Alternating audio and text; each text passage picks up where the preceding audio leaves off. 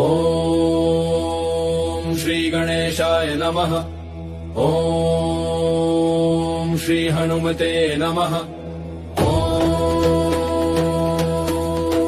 पंचमुखी हनुमते नमः।